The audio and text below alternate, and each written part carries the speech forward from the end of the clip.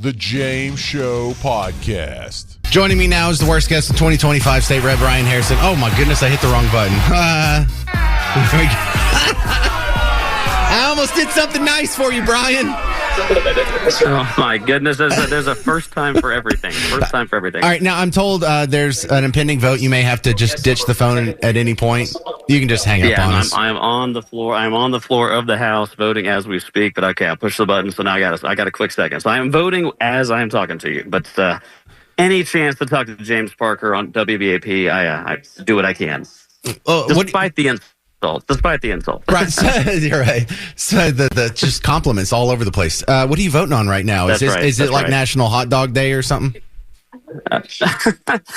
No, unfortunately, it's this is worse than you could possibly imagine. So it's two big updates today. Number one, the Texas House Republican Caucus made it official. What I've been warning you and others for weeks now. Yep. They took a vote and decided not to punish any of the Democrats that broke quorum for 2 weeks. The official position of the Republican Caucus of the Texas House is that we are not going to punish the Democrats. So that happened first thing this morning. So again, you think it can't possibly get worse than that, but it did.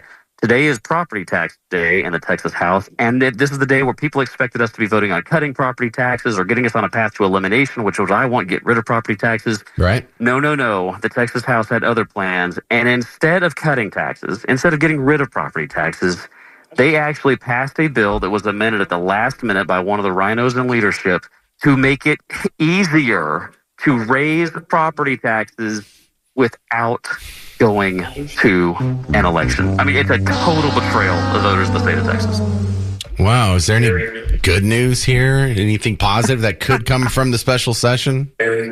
Well, we did get the maps done. I mean, with 5 states, we should have had at least 7, but so that got done, but only because of the pressure of grassroots all across the state of Texas. But other than that, I mean, this is pretty much a low watermark day in 7 sessions, 7 months of very bad big government, tax increasing, regulation increasing, spending increasing session. And I hate to say it, James, but like Texans are 100% less free and have higher taxes right now than they were when this session gavelled in 7 months ago. And with what Trump is doing in D.C., it's so frustrating. Texas should be leading the nation in liberty. We should have the boldest Republican government in the country. But the Texas government, we now know basically for a fact, it's governed by 2 coalitions. Big government liberals who call themselves Democrats and big government liberals who call themselves Republicans. And Texans deserve better. Okay, I'm going to do the whisper thing. I know they can't hear me, but I just kind of want to be like in on the cool kids thing here. Is there what's left on the special session agenda here? Is there anything good that could still happen? Well, apparently there was some amendment that may have allowed for same-day voter registration. The governor just added to the agenda today to undo that. So, I mean, that's a positive thing, but even that's a positive thing to undo a bad thing that the Texas House had just done. But I keep pressuring, if we're going to be here, we should be ending DEI. We should be ending transgender indoctrination. We should be ending Hollywood subsidies. We should be repealing the budget so we can use all that money and give it back to the people through property tax relief. So there's a lot of good that we should be doing. But unfortunately, we're just really not doing any of that right now, and Texans deserve a lot better than this. State Rep Brian Harrison, is there anything we can do other than, I mean, we have the rhino list and the map, but I mean, what can we do here? People ask me that. I would blow up. Governor, Lieutenant Governor, Speaker of Texas, if they wanted to punish the Democrats, they'd be punished. Their seniority should be taken down to 0. They should be pulled off every one of their committees. I mean, also remember all that talk about vacating their seats? Not one Democrat has been vacated, and not one Democrat, it looks like, is going to be vacated. So I would let them know that you're watching them. Because the way that the Austin Uniparty has been able to undermine Texans for years is by doing it under the shroud of secrecy. But I think we're and you're doing a lot for this, James, you and your show.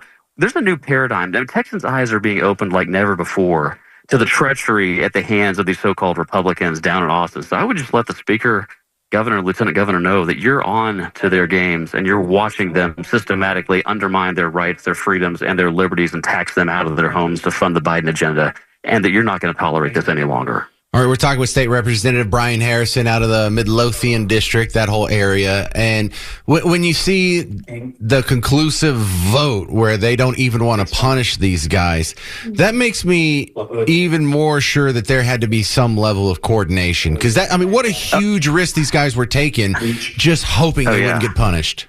Well, never forget, and I posted video of it, and I can resend it to you. The Speaker of the House released the Democrats when we had quorum on July 30th. Okay, like 3+ weeks ago. So there is now no question, proof positive. This was done. This Democrat quorum break was done with the full assistance and support of the so-called Republican leadership of the Texas House. And don't forget, because it was those Democrats, the same Democrats, that elected our Speaker in the first place. And I apologize, I got to be kind of whispering down here. I'm literally on the floor at my desk as I'm talking to you. Now, you know what? Let me go ahead and let you go. I appreciate you dipping in while you're on the floor of the Texas State House. Appreciate the good hard work. And it just must suck being the Washington Generals of Texas politics.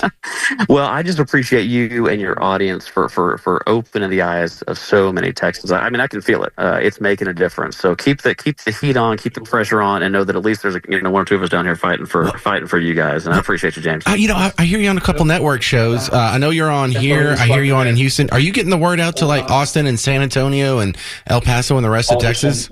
All over the country, and people they are shocked when they learn that the Texas government, because we've got this reputation for leading in freedom, liberty, Republican values, small government, but they're shocked to learn that it's just a myth. And the way we can fix this is by letting the so-called Republican leadership of the state of Texas know that for the first time they got millions of eyes watching them, and that they deserve and are demanding better from them. But no, people. Well, I'm doing everything I can to wake up the eyes, not just of Texans, but people all across the country. Because James, as goes Texas, so goes. Yes, sir. All right, Brian Harrison, go give him hell. Appreciate it, sir. There is your update from the floor of the Texas State House. Well, we are just getting so much content out of this one guy, Kilmar Abrego Garcia. He got sent back to El Salvador. There's a big hissy fit because there wasn't an additional court hearing besides all the other court hearings that he had before he got sent away. Like, oh, no, he didn't have his full due process. All right, fine. We'll bring him back. We'll give him his due process. Well, you got to let him out. No, we don't have to let him out. Why not? Well, because we're charging him with federal crimes. How about that? And so they made some appeals. They found a sympathetic judge, and the judge says, "Well, look, while you're waiting on the trial, you shouldn't have to stay in jail this whole time." So a judge lets Abrego Garcia out. And was this all today? Did this all just happen like right before the James show? So minutes after he was let out, he was cuffed again. Immigration officials in Baltimore on Monday, that's today, took him back into custody, currently being held at a detention facility in Virginia. They're about to slap him on a plane and send him to Uganda, which is hilarious troll move there. But another judge stepped in. Boy, they will just snap to work at any time. It's like they have on-call social justice activist judges who within a matter of minutes can review an entire case and make a definitive ruling. But that's where we're at now. They're just falling all over themselves to make sure a guy who shouldn't have been here in the first place, committed a bunch of crimes, beat some women, trafficked some human beings, and we try to get him away. They just got to have him in America. And not just in America in a jail. They've got to have him in America free on the streets. Keep going, guys. What a winning situation you're putting yourself in. That'll really resonate with the voters, guys. 800-288-9227. This is Walter in Frisco. You're on WBAP. Walter in Frisco. No, Walter? Going once, going twice? Okay, because Walter was going to ask, I'm not sure why Garcia even got a plea bargain to begin with. And I was hoping I could chat with him because I think he's mistaken. I think he's conflating two stories that are in the news today. One more time. Walter, you there? No? Okay, good. Well, I'll answer him anyway. The guy that just got a plea deal, Attorney General Pam Bondi announced this right before the James show as well. It was one of the guys, the co-founders of the Sinaloa cartel. His name's also Garcia, but it's Ishmael Zambada Garcia. He goes by El Mayo, which means the May. I'm just being an idiot. That's not his real. It's not a thing. I'm just being stupid. But look, the thing I enjoy most about this is the Uganda choice. Uganda. Why Uganda? I don't know. I don't have the answer to that, but my suspicion is he did that just because he knew it would irritate all the right people, which makes it all better. You don't want us to send him back to his home? He's from El Salvador. Well, he can't go back there. Why? Because of the threat of gang violence. First, let's just remember that this whole asylum claim, you know and I know, is 100% BS. This guy came here in 2011, and after being here 9 years illegally, after he gets caught in a crime beating his wife and found guilty and he's about to be deported, then he declares asylum. See, this is quite plainly someone is using this as a loophole to not be deported. Oh, no, I can't be deported. It's too violent there. Okay, well, do you have any proof? Yeah, I'm in a violent gang and a rival gang could kill me. And so now you have people who are still trying to make the case that, hey, he's not a gang member. He's just a Maryland father. That's his defining characteristic, Maryland father. Not Maryland gang member, not Maryland wife beater, not Maryland human trafficker, not El Salvadorian human trafficker or El Salvadorian wife beater or El Salvadorian illegal immigrant. No, he's a Maryland father. Well, doesn't exactly belong to Maryland, and he's not exactly a great father, so there's just a huge lie, just every data point in this story. And I am just amazed at the lengths these people will go to, these judges, these politicians, these people get out on these Sunday shows and on these TV shows, and they will just say the craziest things to defend this guy. Keep it up. Keep it up. We see you'll go visit this guy in jail in El Salvador. We see you'll go be concerned about the full due process rights and the lunch conditions of illegals and immigrants and foreigners in Alligator Alcatraz. But when you had a family member in jail, did they ever check on them? When you went to jail, or did you ever have a run-in with the law? Have you ever had anyone close to you go to jail? Anyone ever get visited there? Even if you don't know anyone, you ever see these people do this much work on behalf of Americans? It's this whole thing that's going on with the Epstein tapes. Now, the Epstein list, you were told that it's sitting on Pam Bondi's desk, and then you were told it doesn't exist. Now you're told it's going to be released. And the people who for the last 4 years were ignoring the Epstein story are now trying to pass bills to get all the tapes released. And this has just been the weirdest reaction by both sides of the aisle, by both political parties, by both people in positions of power on both sides of the aisle. And you and I are just sitting here. We're suspicious of the whole thing, rightfully so. And anything other than just a full release of everything you people have, nothing short of that's going to shut us up. We're not going to forget about it. I know the American public has a terrible memory when it comes to so many of these other important issues. But on this one, I think we're doing a great job sticking with it. Now, the one thing that we care the most about is the part where we get down to naming names. I think you've already digested and understand that some terrible things happen, that there's a whole elite rung of society that does terrible things with the power that their money and fame allow them, some of which involves weird sexual stuff that you and I aren't into. And look, as long as, consenting adults, whatever. But when you start bringing kids into it, then you start bringing world leaders into it with the kids. Now you're getting into this weird blackmail possibility, or is this some sort of honeypot operation, or is this someone who's a front for the intelligence operations to get a bunch of world leaders under their thumb? I mean, it opens the door to all kinds of things that used to be considered conspiracy theories, but conspiracy theories is not really even a bad word anymore. So I want to go focus on, and I'll tell you, I haven't gone through all the audio here, but I've gone through quite a bit of it. Here's the part you care about, number one. Okay, all the abuse has happened. This Epstein guy, he's already killed himself, so there's nothing more that can be done there. This Ghislane lady's talking from prison, so she's being punished. What about anyone else who was involved? Can we get them punished too? Justice deserves to be meted out. So in the interviews that were had in Tallahassee by the Trump Justice Department, this is the names part. Let's start with Elon Musk. Ghislane Maxwell's asked about. Elon Musk. Go through just a couple of more names and ask if you know them, and if you do know them, how you know them. Well, hang on a second. We're talking about the Justice Department. What is this, the FBI? Is this the Fisher-Price My First Microphone that y'all got from Radio Shack in like 1994, and you had to give them like your zip code when you're checking out? Your mic's terrible, federal government. Do you know Elon Musk? I do. And how did you meet Mr. Musk? I met him in, I don't remember the year, but it's going to be in 2010, 11, something like that, I think, if my memory serves. And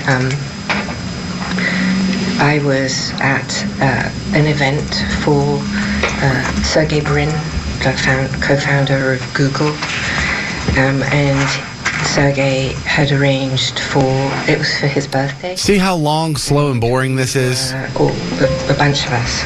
I listened to a couple hours of this for you over the weekend, just so you know. Of us, maybe, I don't know. All right, I'll cut to the chase. Yeah, she met him in 2011. She was talking about Sergey Brin, one of the co-founders of Google, the other one, Larry Page, and he has an island in the Caribbean too, and they went there for his birthday party, and they were there for 3 days. Nothing untoward or illegal or even suspicious happened there. She exonerated Elon. I never saw him do anything suspicious or with little girls or adult girls or anything. He didn't do anything inappropriate. So she exonerated him here. But all these people, they seem to know each other, and a lot of them seem to have an island in the Caribbean. Doesn't Kenny Chesney have an island in the Caribbean? I don't need any Chesney biographers to call in. That was just a thought off the top of my head. Check this out. She was asked if she knows Andrew Cuomo. Now, Andrew Cuomo, former mayor of New York City, who was mayor of New York City when COVID happened. New York City! His brother, Chris Cuomo, used to be on CNN. Now he's on Newsmax or News Nation? One of those. And his dad, Mario Cuomo, former governor of the state. So, yeah, does she know him? Mentioned, I think, yesterday in passing, not in passing, but as part of another answer, Andrew Cuomo. Yes. Did you know Mr. Cuomo? Well, only because he was married to Carrie. Yes, okay. And I think I knew his brother as well. He has a brother, right? He's on TV. What's his name? Chris. Right. Christopher. Yeah, they heard me. Yeah. You mean the former TV anchor, or yes, the TV anchor? Yes. Chris Cuomo? Okay. So, but I would say just socially, I'm not close friends or anything, but because I was friends with Carrie, and I met him a few times, and I've certainly met his brother. Oh my God, again, long, slow, and boring. I'll cut to the chase. No, they weren't implicated in anything dirty. The next one, Ted Kennedy. Do you know former Senator Ted Kennedy? Yes. And is that through your own life or through Mr. Epstein? My life. Do you know whether Mr. Epstein knew Senator Kennedy? I don't believe so. And so for the folks we just talked about, so former Secretary of State John Kerry, Ted Kennedy, you don't know whether Mr. Epstein knew him, so I take that to mean you have no recollection of them flying on his planes or visiting him. Okay. Yeah, she gets asked by for all these people, did you see them do anything inappropriate? And so far, the answer for all of these guys is no.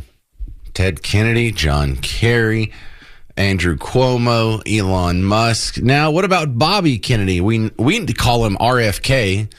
She calls him Bobby Kennedy. I guess they're on first name, nickname basis. Man, all these people know each other. All of these people, both sides of the aisle, they all just run in the same circles. Yes, it's a big club, and you ain't in it. Of there being anything inappropriate with Mr. Kennedy and masseuses or young women on the trip you just talked about? I never saw anything inappropriate with Mr. Kennedy. And do you know whether he ever got a massage from one of the masseuses? Do you know either way? I do not. But not something you remember? I mean, absolutely not. I mean, yesterday, if I didn't make it clear, I will reiterate it. I never, ever saw any man doing something inappropriate with a woman of any age. Ah, dang it. Dang it. That ruins everything. She never saw anything inappropriate. Really? You never saw any of these guys do anything inappropriate. Okay. But you were part of some inappropriate stuff. You admitted to doing inappropriate things with underage girls. You admitted to Jeffrey being a part of that. And now you're speaking in language. It sounds like you're doing these interviews just to exonerate yourself. And if she is, then she's quite possibly lying about all these guys, because to admit that she saw these guys doing something illegal, which would make her an accomplice. So I find this troubling.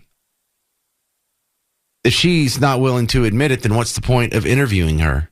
Are we just going to be exonerating, we think, a bunch of guilty people by believing this woman? I'm not enjoying the process of going through the Ghislane Maxwell audio from the Epstein files here.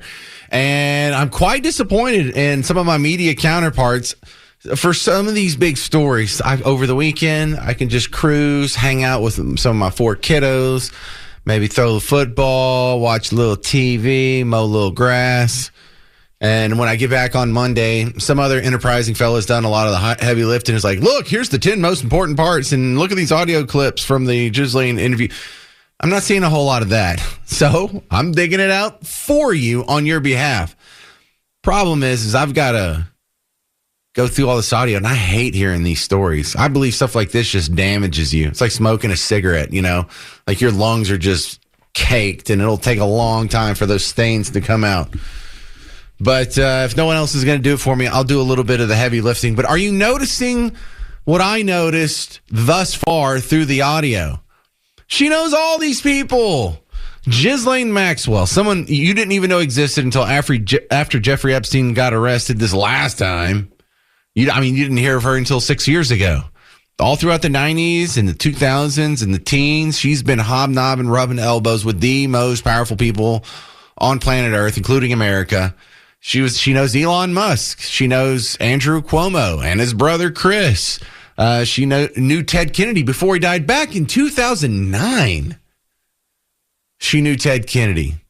She knows Bobby Kennedy, RFK Jr. And I'm not saying like she's met him since he's, come to prominence under the Trump administration. No, she's known him from back in the day. She's known him for decades. A lot of run-ins with Bill Clinton here. And actually, they ended up spending quite a bit of time on Bill Clinton. Let's cover a couple of these spots here. Number one, here's where, have you ever met Bill Clinton? And of course, that's going to be a yes. Okay, so you went on a trip to where? Latin America. And so Miss Mills was on that trip? She was. And President Clinton was on that trip? He was. Who else was on that trip? Doug Band. Okay, Doug Band. The other person he had mentioned, Mills, was on that trip. Cheryl Mills. She was his White House counsel when Bill Clinton was president in the 90s. So this is after he was president, and he has his crew going to Latin America for something we assume is charity related. And then there was a lot of questions from the Justice Department to Ghislane Maxwell about this whole charity situation and Bill Clinton in general. When's the last time that you went on a trip or saw President Clinton? It was was late 2000 and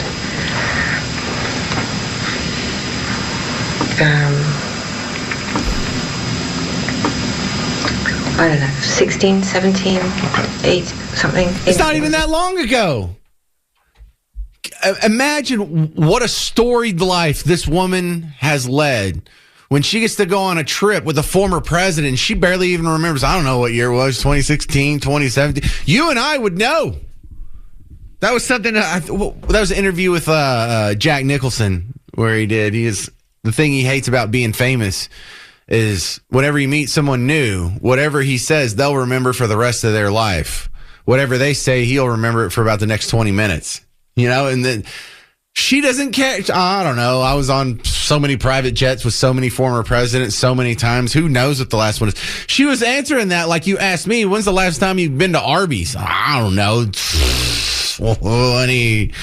22, or, just trying to, I don't know. It's so insignificant to her that she's hanging out and taking these trips. Latin America with Bill Clinton and, I don't know, the White House counsel and then the White House chief of staff. What was his name? Doug or something. I don't know. Like, damn, lady, how many important people you hang out with? A lot. George Carlin taught you it's a big club. We're just not in it. But there's a reason. There's a reason. There's a reason for this. There's a reason education sucks, and it's the same reason that it will never, ever, ever be fixed. It's never going to get any better. Don't look for it. Be happy with what you got. Because the owners of this country don't want that. I'm talking about the real owners now. The real owners, the big wealthy business interests that control things and make all the important decisions. Forget the politicians. The politicians are put there to give you the idea that you have freedom of choice. You don't. You have no choice. You have owners. They own you. They own everything. They own all the important land. They own and control the corporations. They've long since bought and paid for the Senate, the Congress, the state houses, the city halls. They got the judges in their back pockets. And they own all the big media companies, so they control just about all of the news and information you get to hear. They got you by the balls. They spend billions of dollars every year lobbying to get what they want. Well, we know what they want. They want more for themselves and less for everybody else. But I'll tell you what they don't want. They don't want a population of citizens capable of critical thinking. They don't want well-informed, well-educated people capable of critical thinking. They're not interested in that. That doesn't help them. That's against their interest. That's right. It's a big club, and you ain't in it. You and I are not in the big club. By the way, it's the same big club they used to beat you over the head with all day long, when they tell you what to believe. All day long, beating you over the head in their media, telling you what to believe, what to think, and what to buy. Yeah, apparently it's a big club. You're not in it. I don't feel bad. I'm not in it either. Coming up next, the Dallas police department said they're going to allow their officers to, if they want to, wear cowboy hats. I mean, I'm kind of for this, kind of against it. I'll explain the nuance next, coming up on The James Show. 800-288-9227. It's News Talk 820 and 93.3 FM, WBAP. The James Show Podcast.